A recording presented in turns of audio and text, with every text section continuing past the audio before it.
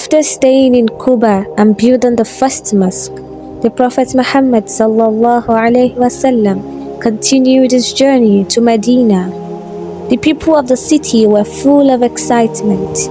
They came out from every street, smiling, waving, and singing, Tala al Badru Alayna, welcoming the Messenger of Allah with love. Everyone wanted him to stay at their home, but the Prophet said, "Let my camel go where Allah guides her." The camel walked through the streets until she stopped and knelt down on a small piece of land belonging to two orphan boys from the Banu Najjar tribe. The Prophet bought the land and said, "This is where we will build our mosque." Together with his companions, he built the beautiful Masjid al-Nabawi, the Prophet's mosque. The Prophet carried stones with his own hands, showing that no one is too great to work for Allah. The companions sang as they built, saying, "O Allah, there is no life except the life of the hereafter, so forgive the helpers and the immigrants."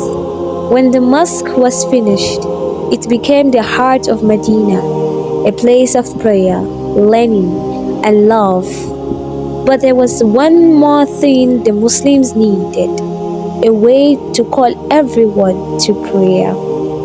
One night, a companion named Abdullah ibn Zayd saw a dream in which a man told him to call people to prayer with the voice.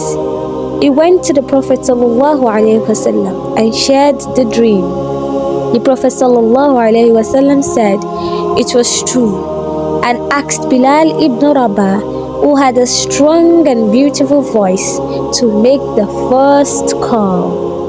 Bilal stood and called out, "Allahu Akbar, Allahu Akbar. Ashhadu an la ilaha illallah. Ashhadu anna Muhammadan Rasulullah.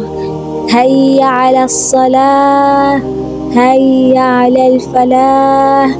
Allahu Akbar, Allahu Akbar. La ilaha illallah." The sound of the adhan echoed through Medina, filling hearts with peace. From that day, the call to prayer became a symbol of unity for all Muslims. Medina became a city of faith, light, and brotherhood, where the Prophet ﷺ built not just walls, but a community that worshipped Allah together in love and harmony.